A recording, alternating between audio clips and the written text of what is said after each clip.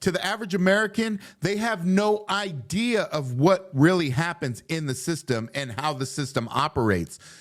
Once you enter or make a mistake like everybody does, because nobody's perfect, and you get into the system, it's almost impossible to get out of it. No matter what you do or how hard you try, a small percentage will really ever make it out. And even at that point, they're still looked at and treated different than any other American.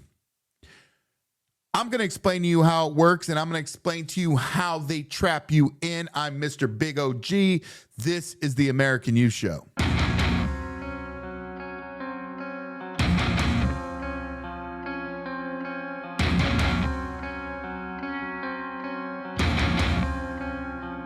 So I started in the system when I was about 13 years old. I was a juvenile. Okay, I didn't grow up in the best family environment. I never, ever had any intentions when growing up, even at a young age and getting into the older ages, because I ended up doing 15 years in prison plus juvenile time, that I never had any intention to hurt anybody. I never had any intention to be sinister or do sinister things. My only objective was being able to survive. But when you're brought up in a juvenile environment that's fucked up and they stick you in the system, all you learn and everything you learn comes from other people in the system. There's no rehabilitation there, because while you're in there, you're only the only thing on your mind is being able to survive and breathe and wake up the next morning. So once you're caught in the system, that's it. And no matter what you do, you're fucked. So like I was saying before, I did 15 years in prison. At the end of my last term, my very last term, I've been out for about 13 years now. I'm 48 years old. About a year towards the end, I was like, fuck this. I'm not doing this anymore. This isn't how I want to live. But it didn't so much go that way at the beginning and when I started doing time, because when I started doing time, I felt that this was going to be my life forever. So I had to make something out of myself. Most people, they go in, they go to a level 1, they get out and they stay in that same category because they do drugs. They don't really do too much that's going to, put them up into the higher categories. And me, I was just, I would do not only was I trying to survive, I wanted to be the one calling the shots in the end. So I worked my way up through the levels till I did most of my time on a level 4, 180 yards. So all my cellies and everybody that I programmed with were lifers. And most of them were never getting out of prison. Well, I was able to overcome that at the end just by talking to everybody, seeing how things worked. And, these places, when you get to these type of facilities, you walk onto the yard and you can just feel the tension in the air. It's like an evilness there. It's like, it's hard to explain. You have to feel it. It's not easily explainable. And at the end, I was just like, man, I'm behind these walls all the time. And in the years that I did in the prison system, I had nobody. Nobody took care of me. None of my family came to visit me in years and years. They didn't send me money. I had to do everything and get everything that I did on my own. Nobody had my back. And I was alone most of the time, but I rode through it. I was strong. I was like, I'm a strong individual. I could do this. And I just, rose up, and I was not a nice person at the time. Towards the last bit of my stay, like I said, I didn't want to do it anymore. I thought about it. I was like, I'm going to get out and I'm going to stay out this time. I want to be a member of society. I want to have kids. I want to get married, and I want to live a normal life. This isn't for me. And I did just that. Like, I got out, I got married, I had children, and I became a productive member of society. But did I? Is it possible? Well, it depends on how you look at it, because they tried to get me any which way that they could. And I'm going to tell you a little story. So I was working. I was making really good money. I got married. I had my first 2 kids. My smallest daughter was just born. And we wanted to go out to the river for the weekend, to Labor Day weekend, to Lake Havasu. Okay. Now, I'm not doing anything wrong. I'm not breaking any laws. I am, being a productive member of society. Everything's good. So we jump in the car. We put the boat on the back. We head out that way. I'm doing really good. I have a great family. Life is great. I go on this website called VRBO. And on this website, it's like an Airbnb. People rent out their little cottages on the river, and it's Labor Day weekend. So I was lucky that I got one for the weekend, on Labor Day weekend. So we're headed out that way. And right when I get close to getting into town, I don't know if you guys have ever been to, anyone's been to the Lake Havasu area, but we get into Parker and I get a phone call. And it's the guy that I rented the house from. And he's like, hey, man, he's like, sorry. He's like, I overbooked. So, I have people in the house right now, so you can't go there. And I'm like, excuse me? And he's like, yeah, I got people in the house. But like, check it out. He's like, I'm going to put you in the Blue Water Hotel and Casino and overnight. And then first thing in the morning, you can go and get into the house. And to me, I felt like it was a huge inconvenience. I was like, oh, this is fucked. But you know what? Whatever. I just want to get there. I'm tired. I want to lay down. It's Labor Day weekend. We want to do some boating and have some fun. So we get to the Blue Water, we go in there, we spend the night, wake up in the morning, we have all of our shit with us, and we're like, okay, we're going to head to the house. He calls me up, he's like, hey, so they're not leaving till 7 o'clock tonight, and I can't get you another room at the Blue Water, so you just got to wait it out.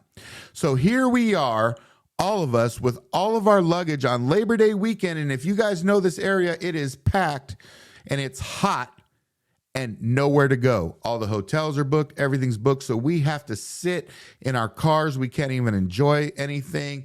All of our stuff is in there. We can't enjoy shit until these people leave the house that I paid for and I rented. Okay. Now, I'll get into it here in a second. So come 7 o'clock at night, he finally calls me. He's like, okay, you can go to the house. So we go to the house. It is a fucking mess. It has not been clean. There's been no maid service there. Everything is filthy, dirty, dishes, everything like that. I looked at everybody and I was like, you know what? Fuck this. This guy really fucked us over. Our weekend is ruined. We're going home. Now, when I originally booked the place, he was like, I was like, okay, how do you want me to pay for it? Credit card? He's like, no, I need a check with the deposit and everything. So I gave him a check. Well, as soon as I left there, and because he did what he did, I canceled the check. I was like, fuck this. I'm not staying here. I canceled the check. Done. Fuck you. I wasn't going to take him to court. I wasn't going to try to sue him. I wasn't going to try to do anything of the sort. I was just pissed. He ruined my weekend, but it is what it is. He calls me and he's like, hey, you canceled that check. I was like, fuck yeah, I did. I was like, you fucked me. You double booked. You did this. You did that. You did this. And he's like, no, but it doesn't work that way. You need to pay me. And I was like, fuck you. I'm not paying you shit. He's like, well, you know what? I know law enforcement and I have somebody in law enforcement. I used to be in law enforcement that lives where you are. So I am going to prosecute you. And I'm like, ha!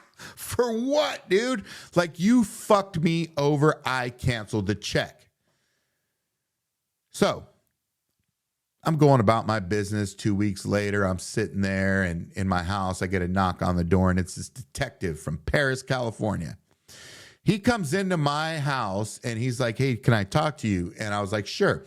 He's like, well, so-and-so, I got a call and they wanted me to come and check this out. And can you explain to me what happened? And I was like, dude, really? You're really here for that? And I was like, yeah, this is what happened. He's like, okay. After in this fucking cop, the whole time I was telling him that he's looking, I had a nice house. Definitely probably had a nicer house than this motherfucker. And he's looking around thinking, how does this, because he knows my record, I'm sure. He's like, how does this ex-convict have a nice place like this? You could see it in his eyes, because when you do time in prison, it's really easy to read people, because you have to read people in order to survive. You have to see what's going on in their mind. And I could see that in this motherfucker's mind, he's like, fuck this guy, you know? He's like, all right, cool. I'm going to take off. He takes off, and I'm like, all right, cool. I'm thinking it's done. 2 weeks later, my wife is walking my newborn and my daughter around the corner, and she's just coming in, and I'm standing outside of my house. I just got done mowing the lawn, and here comes these fucking cops. Detective, he pulls up, and he's like, Mr. Oakley, put your hands behind your back. You're under arrest. And I'm like, what the fuck? I was like, hold on. I was like, don't fucking put these cuffs on me in front of my children. I was like, what the fuck? Under arrest for what? And he's like, for defrauding an innkeeper. Okay. Now, this is where everything comes into play. And I want you to pay really close attention to what happened from this point on, because I didn't do anything wrong, but I have a record and I have been in trouble with the law before. So it doesn't matter what happens. You are always going to be in the wrong. I told my wife, I was like, take the kids in the house. And he didn't cuff me up yet. And then my kids got in the house, and then he cuffed me up and took me down to the jail. And they booked me in to the county jail. My bail was $1 million for something that I did not fucking do. I didn't do anything wrong, but since I had priors than what California was doing at the time, my bail was $1 million. I could not bail out. I went to a bail hearing in the morning. They dropped my bail down to $150,000. My wife bails me out. I hire an attorney. This attorney was a fucking dump truck, because at the end of the day, I'm the one who had to get myself off. So I hired an attorney. He went in there, did his thing. I had a court date.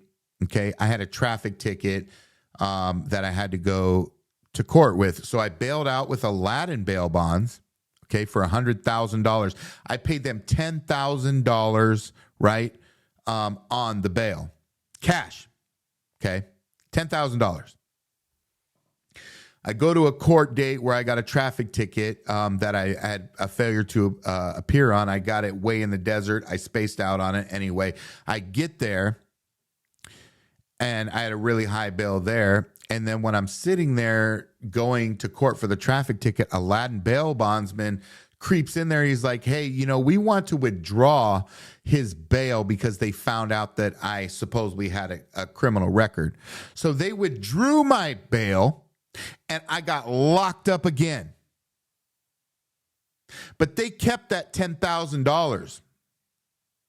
Aladdin did. And then to this day, they still send me letters trying to get money from me, because they didn't do their research in the first place and got the initial money and then withdrew my bail. So I had to use another bail bondsman to get out of jail. That was called Fosto's in a place called Temecula, and they were righteous. They hooked me up. I paid them, but they, since I had such a record, they put and made me wear a GPS ankle monitor while I was out on bail with them.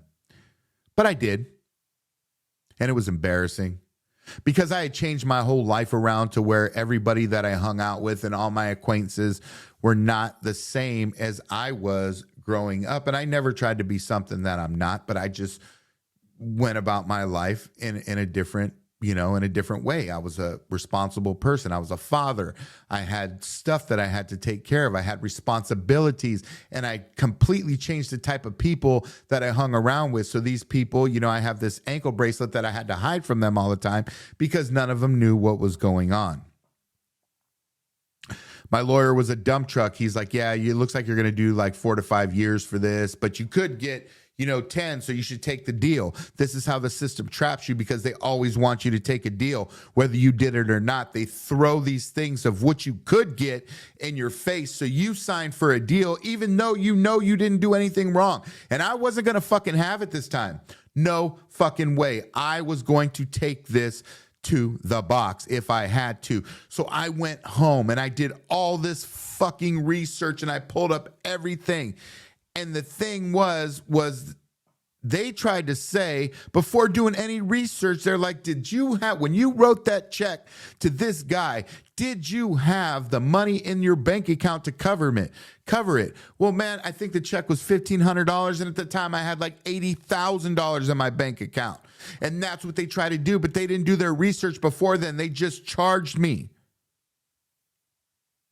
So I pulled up everything that happened, everything this guy did, and everything that it ended up costing me close to $100,000 to defend myself against something that I didn't do. And thank God that I had that type of money at the time, but most people don't. So most people who are innocent get caught up in the system and they can't get out, and it just fucks them over.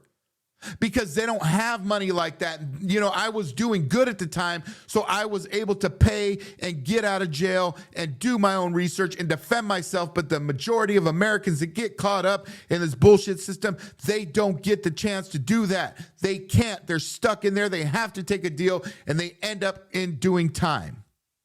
So I got the paperwork, I put it together, and when I put the paperwork together, I took it in there to my lawyer, and I was like, give this to the DA. DA calls my case. He gives that thing to the DA. The court goes in recess. DA comes back, tells my lawyer, yeah, we've reviewed all the evidence and we're going to dismiss the case. All this time, I had to do my own research, and they finally dismissed the case on me, but not before it cost me $100,000. But did this guy who put this on me and these law enforcement motherfuckers that charge me, do they get fucked? Do they have to deal with the consequences that me trying to be a productive member of society and me trying to do the right thing? They completely tried to strip my livelihood from me. They completely tried to take me away from my family for something I didn't do because I had a past. So once you're caught up in the system, there's no getting out of it. It doesn't work that way. Law enforcement, I'm not saying all cops are bad, but they're not your friends.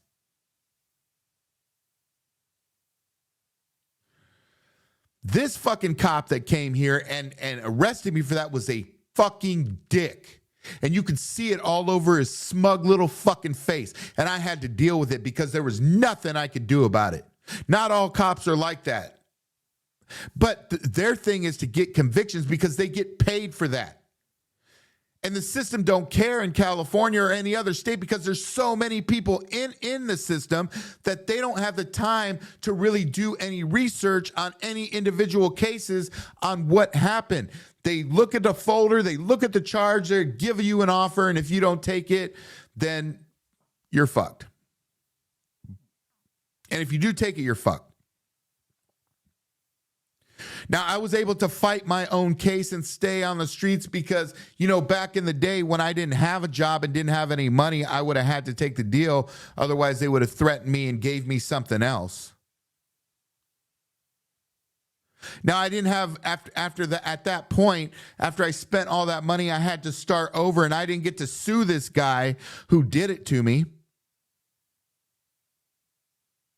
But he calls himself, and I'm going to tell you right now so you don't ever rent from him, it's called 777 Vacations, and he lives in Orange County, California. And he fucking almost ruined my life, almost took me away from my wife, my children, almost had my children growing up for 5 to 6 years without their father around. So I would have had to come out because I was the sole provider and start over again. And you know how hard that would have been. So how many people are in the system that couldn't fight and that have to come out and start over again? Well, what happens? They get to a point where everything is fucked and they're screwed and they have no way out, and they end up reoffending because they're just trying to survive. That's how the system is fucked up. And there's nothing we can do about it until we vote these people out of office and try to bring some type of reform into it. Because a lot of people that are busted and doing time, they don't deserve to be inside. There's other means. Now, don't get me wrong. There's people that are evil and there's people that are fucked up that deserve to be in there. I agree with that.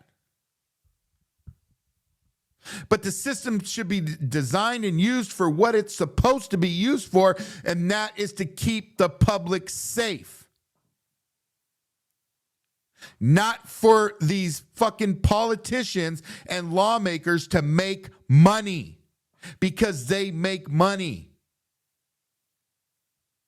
They hire private prisons. There's private prisons that operate, that they want, this millions and millions and billions of dollars run through these because they keep Americans incarcerated instead of trying to help them. And once you get caught up in the system, they think they have these vocational classes and stuff like that are going to help you get out and become productive members of society, when none of that works. None of these things work because you can't even concentrate on going to these classes and learning anything or learning a trade because you're too worried about how you're going to survive in the prison system. California used to be called the CDC, California Department of Corrections. Then they changed it to California Department of Corrections and Rehabilitation, CDCR, just to sound better. Because they didn't change anything they had in there.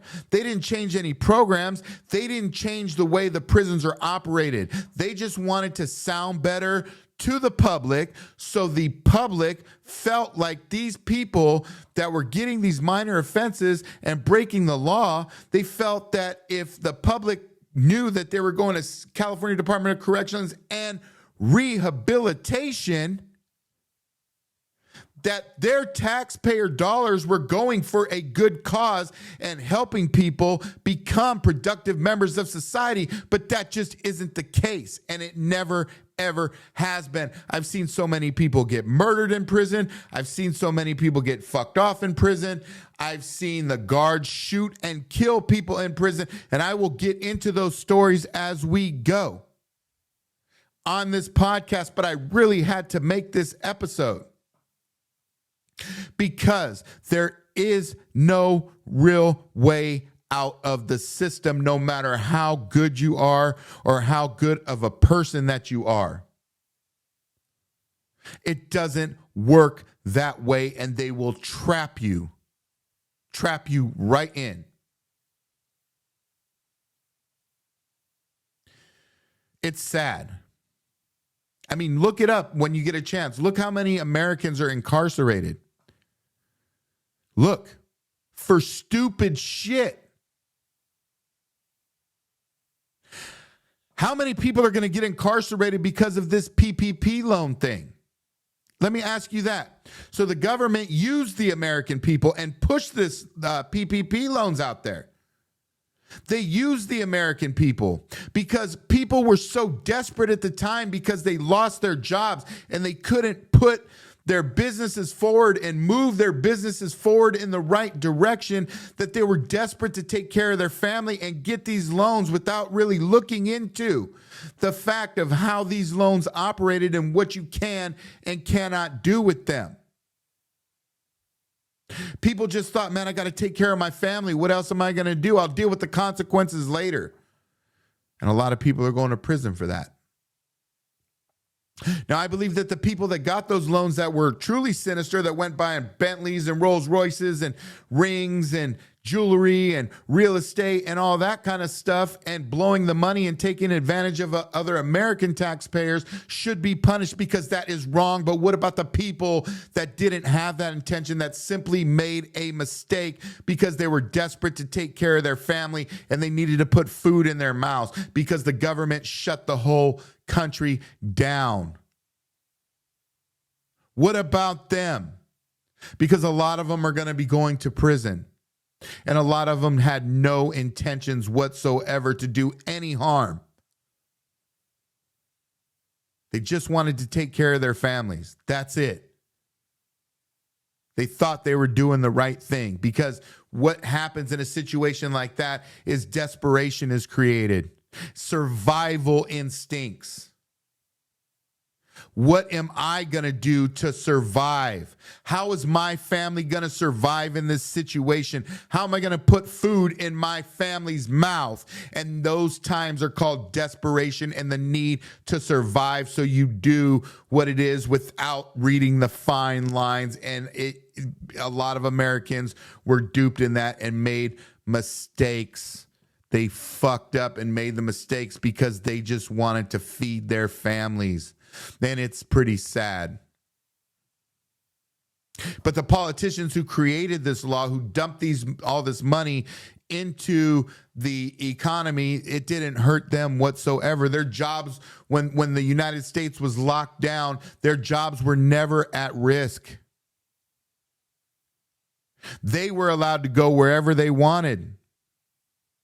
But it's the American people who suffered, and not the rich American people who suffered, but the backbone of this country who suffered during that pandemic. The backbone, the hard workers, the ones who, lived paycheck to paycheck and just wanted to survive. The backbone of America, and they were there. A lot of them are going to get in trouble for it, and a lot of them are going to do time. And the politicians are like, ha, ha, ha, ha, yeah, let's get them. Let's put more people in the system so we can make more money, instead of getting to the bottom of the situation and seeing what they did wrong and why the American people had to take out these loans, and how hard it was for them to be able to feed their families and move forward.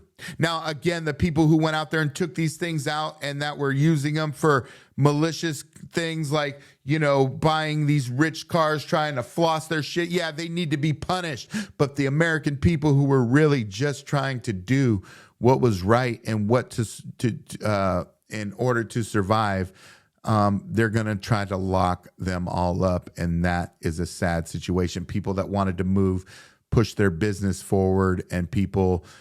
because big banks, they run everything, right? So, they're in control.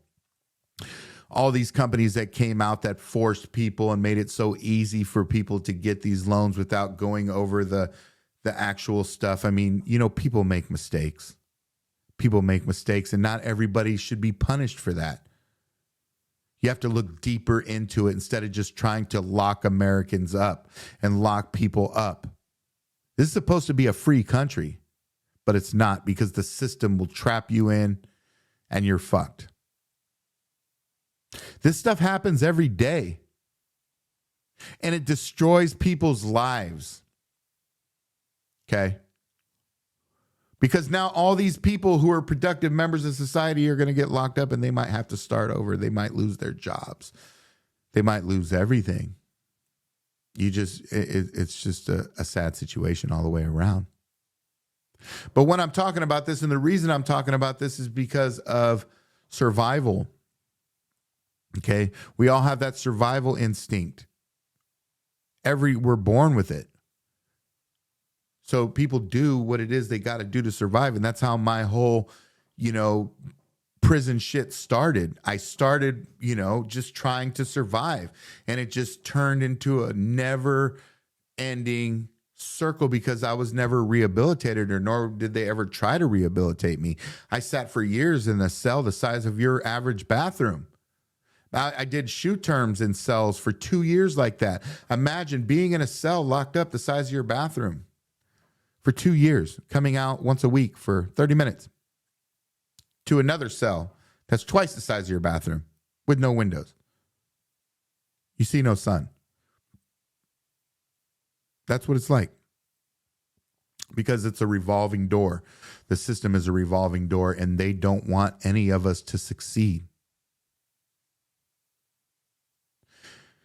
There's good cops out there, and there's good judges out there, and there's good district attorneys out there. But a lot of the, again, we're in these situations where a lot of these state attorneys, basically all they want to do is further their political career. Hey, I'm going to be an assistant district attorney for a while, and then I'm going to become a lawyer. And when I become a lawyer and start a private practice, I can use the term XDA. So that's basically a manipulation tactic, thinking that you are better at your job as being a lawyer because you used to be a district attorney, so you know all the ins and outs of the way the system works, so you're the one who's going to be able to get people off. That's how the system works. They use people to further their political and their careers, right? Not taking into account the effect that they have on the individual and the effect that they have on the family of the individual, and none of that, because all the people care about, and a majority of people care about, is their selves. They don't take into the account of, while they're sitting there having dinner with their fucking family and enjoying life, that you put somebody in there for such a minor thing in prison, and they're sitting in there fighting for their life to survive every day away from their family, but they don't even bat an eye at it. And they don't care. They don't care. Now, I understand people who are violent, people do stuff intentionally to hurt people. They deserve to be locked up and they need to be locked up. But there's a lot of people who don't. And a lot of people, a lot of children and a lot of families have to grow up without a father or a mother in the house because of stupid things that could be handled a different way. And that's just not the way it works in this country anymore. That's not the way the judicial system or the system works in this country anymore. A lot of people are remorseful. A lot of people know that they made a mistake. Nobody is perfect. But once you get caught up in the system, you're caught up for life. Because the smallest thing, the smallest Karen, and then the cops show up and they run your name, they're like, oh shit, this dude, even though you've been out of prison and you're a productive member of society, you've been out of prison for 7 years and you became a good person and somebody who actually goes out there and helps people and tries to do the right thing, the cop runs your name. He's like, oh man, you're an ex-gang member. This dude's a gang member. Let's lock him up. Even though whatever this person here is saying is full of shit, it doesn't matter. Because you're caught in the fucking system. It's sad and shit needs to change. Shit needs to change. We need to understand that we only live this one time. It's one time we get here. Now, whatever religious belief you have or whatever you think about an afterlife or anything like that, that's on you. But I can tell you right now, and I can guarantee you right now, that right now you have now.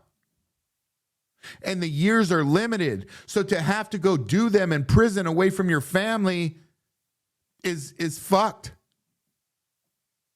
For another human being to do that to somebody. For minor stuff. To take your life for minor stuff.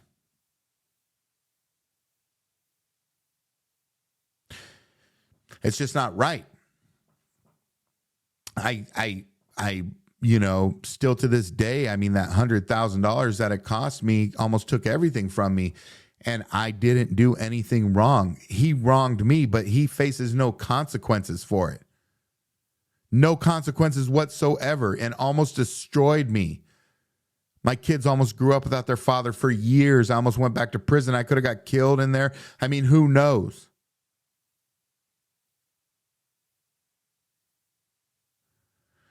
For something I didn't do.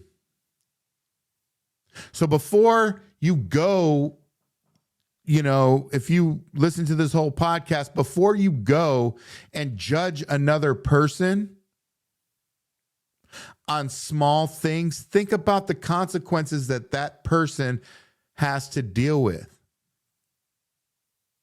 People make mistakes. We all do. But that doesn't mean we deserve to go to prison forever and get caught up in the system. Because we make a mistake like everybody does, that doesn't make us a bad person. It doesn't make anybody a bad person. There's truly evil and bad people out in this world. We know that. I know that. And they deserve to get everything that's handed to them. But there's people out there who just get caught up in the system and can't afford to defend themselves and end up doing, time because, they have no other choice. They have no resources. They have no family.